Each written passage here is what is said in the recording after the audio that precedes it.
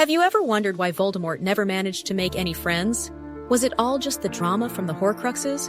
Or did his Zodiac sign explain everything from the start? Today, let's dive into the Harry Potter universe through an astrological lens and figure out if the Dark Lord ever had a shot at avoiding all those Avadas in his life. Spoiler, maybe all he needed was a solar return. Let's start with the obvious. Voldemort is basically the textbook definition of a Scorpio sun. Intense, mysterious, and obsessed with control. But instead of meditating and doing yoga, he decided to split his soul into 7 pieces. Classic, right? Scorpios love transformation, but in his case, he might have taken it a bit too far. But of course, Scorpio isn't just about power and mystery. They also have an incredible connection to resilience. That explains how Voldemort managed to survive being nearly destroyed multiple times.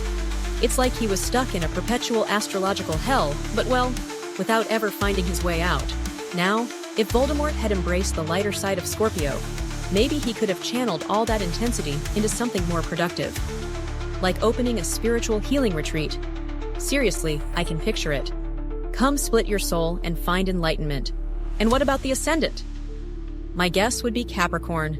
I mean, who else would be ambitious enough to want to dominate both the wizarding and muggle worlds? But hold on, Capricorns. Not all of you are like this. Voldemort represents the shadow side of a Capricorn rising obsessed with status and total control. Therapy? Yeah, probably not his thing. And let's face it, Capricorn as an ascendant totally explains Voldemort's strategist side. The man planned everything decades in advance.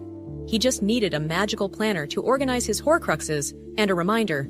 Avoid Harry Potter at 5 p.m. And of course, Capricorn also brings that serious, almost unapproachable vibe. I can totally picture Voldemort showing up at Hogwarts, like one of those bosses who never says good morning, but still expects top-notch results. Honestly, someone needs to send him an email about empathetic leadership.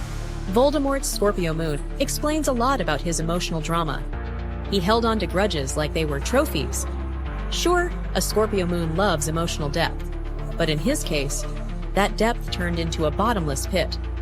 Dumbledore would probably say, Voldy, you need therapy, not Horcruxes. A Scorpio moon also explains Voldemort's obsessive attachment. He clung to his Horcruxes like they were beloved pets, and to his childhood traumas just as tightly. Imagine him saying, it's not a grudge, it's sentimental memory. Sure, Voldy, what an excuse. And that emotional intensity of a Scorpio moon? Voldemort felt everything at 100%, but he always chose vengeance over vulnerability. Maybe if he'd kept a gratitude journal instead of an evil diary, things could have turned out differently. Now, imagine Mercury retrograde in his chart. Could that have caused the catastrophic failure when he tried to defeat baby Harry? Everyone knows Mercury retrograde is the bane of carefully laid plans, even for curses. Maybe that infamous Expelliarmus was the universe saying, not your time, Voldy. Ah, Mercury retrograde. Even wizards aren't immune. Picture Voldemort, ready to cast the ultimate curse, only for Mercury to step in and say, not today, my friend. The result? A broken spell and a baby laughing in his face. That's what happens when you ignore astrological transits. Maybe the universe was trying to send a message. Mercury retrograde, the king of misunderstandings, might have mistranslated Avada Kedavra into hug the baby. Who knows? Moral of the story, always check the transits before casting an important curse. Speaking of Harry, what a synastry pair. If Voldemort is a Scorpio sun, Harry must be an Aries brimming with courage and impulsivity. That sun opposition explains so much. They were practically destined to hate each other and duel for a decade.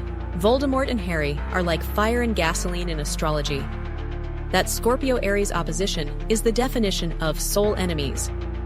While Voldemort plots in silence, Harry charges headfirst into danger without a second thought. Explosive combo? Absolutely. But who says bad synastry only means war? Harry and Voldemort also pushed each other to grow. Of course, for the Dark Lord, growth involved literally splitting his soul. But hey, details. If Voldemort had done an astrological chart, would his story have turned out differently? Maybe he'd realized that his obsession with control was just Saturn asking him to work through his shadows more constructively. And who knows? Maybe he could have had friends. After all, even a Dark Lord deserves a solid conjunction with Mars. Voldemort taught us one thing. Knowing your birth chart can save lives. Literally, in Harry's case. Maybe if he'd looked at his transits, he'd have said, "Today, I won't make Horcruxes. I'll just work on my emotional health." But no. He chose chaos, so next time you doubt astrology, remember the Dark Lord. Maybe what he really needed was a proper Saturn return, or an astrological chart to understand that sometimes the universe is saying, "Take it easy, Voldy." And what about you? Have you uncovered your hidden traits yet? No need to make Horcruxes or cast spells. Get your natal chart done with me and unlock your potential before Mercury retrograde wreaks havoc. Click the link in the video description and schedule now.